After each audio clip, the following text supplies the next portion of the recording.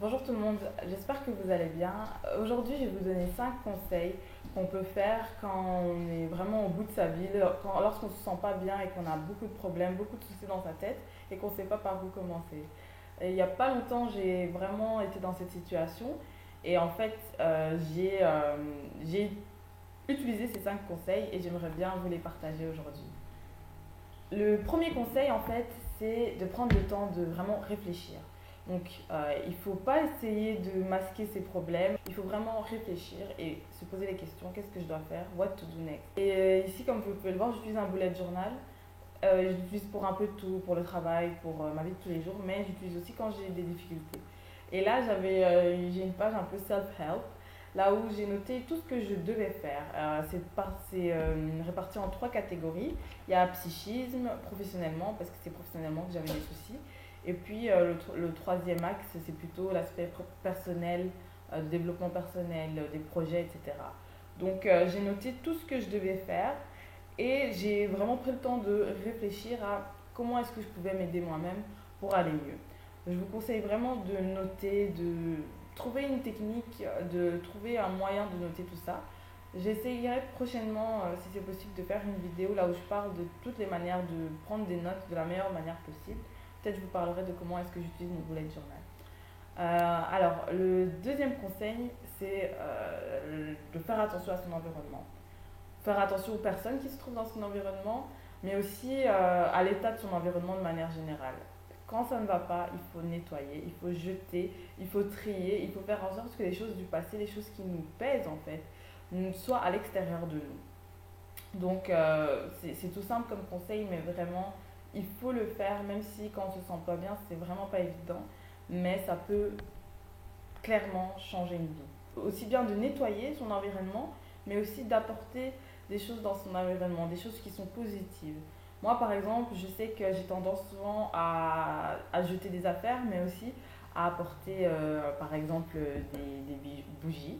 J'adore investir dans les bougies. Je trouve que ça me relaxe, ça me calme. J'adore les plantes.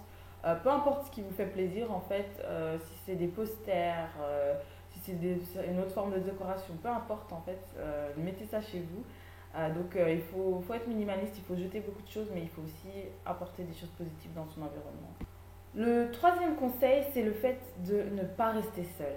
Il faut dire qu'on vit dans une société individualiste, il y a énormément de gens qui vivent seuls, qui sont seuls dans leur appartement, dans leur studio.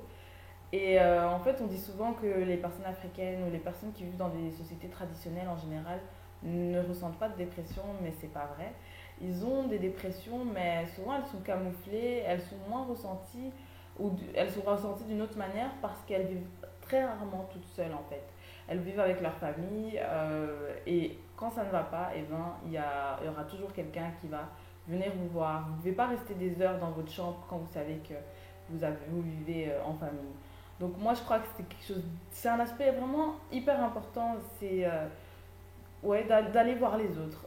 Ça peut être de les inviter, même si eux ils vous invitent pas, de les inviter à faire des choses, mais aussi de les inviter chez vous. Ça peut aussi être une manière de vous forcer à voilà, ranger votre appartement, voilà, peu importe l'occasion, voilà, je vais fêter à mon anniversaire, enfin, peu importe, il ne faut pas d'occasion pour inviter ses amis à un dîner. Et je crois que c'est hyper important pour ne pas se sentir seul. Et puis c'est aussi l'occasion de partager les souffrances, partager les blessures, parler de ça pour se rendre compte qu'on n'est pas tout seul en fait à vivre des moments difficiles. Le quatrième conseil, je dirais, c'est d'investir dans les choses qui nous frustrent.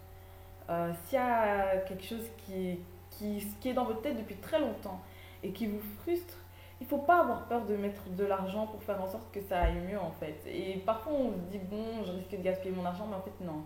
Si il y a ce cours de danse qui vous donne envie depuis des années, mais que vous voyez que ça coûte, je sais pas, moins 500 euros par an et que vous n'osez pas les mettre, allez-y, ne perdez pas de temps. Si vous avez besoin d'un coach pour faire quelque chose, allez-y, investissez en vous-même en fait. Et peu importe en quoi. Moi par exemple, pendant longtemps j'ai eu envie de passer mon permis, je ne l'ai jamais vraiment fait parce que soi-disant j'avais pas l'argent. Et puis un jour je me suis dit c'est bon, maintenant je vais mettre l'argent sur la table et je vais essayer de le passer. Peu importe ce que c'est, mais investissez en vous, n'ayez pas peur d'investir dans quelque chose, dans des choses qui vous tiennent à cœur. Puis le cinquième conseil, je pense que c'est le conseil le plus important en fait, C'est d'avoir une vie spirituelle. Peu importe si vous appelez ça de la spiritualité ou de la religion, peu importe si vous priez ou si vous méditez, je pense que c'est important de vraiment faire ça sérieusement, de prendre le temps d'investir sa vie spirituelle. Moi, je le fais de plusieurs manières. Je vais à l'église depuis plusieurs mois maintenant et ça me fait vraiment bien. À chaque fois, je sens vraiment que mon âme est restaurée. Quand je reviens, je vais lire la Bible, je vais écouter beaucoup de musique gospel aussi. C'est quelque chose qui me fait du bien.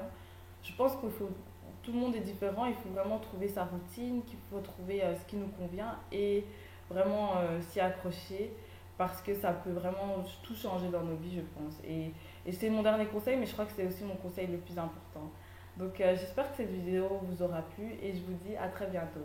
N'hésitez pas à partager ma vidéo, à la commenter et puis à me dire tout simplement ce que vous en pensez. J'ai aussi un blog, donc n'oubliez pas d'aller le visiter. Et je vous dis à une toute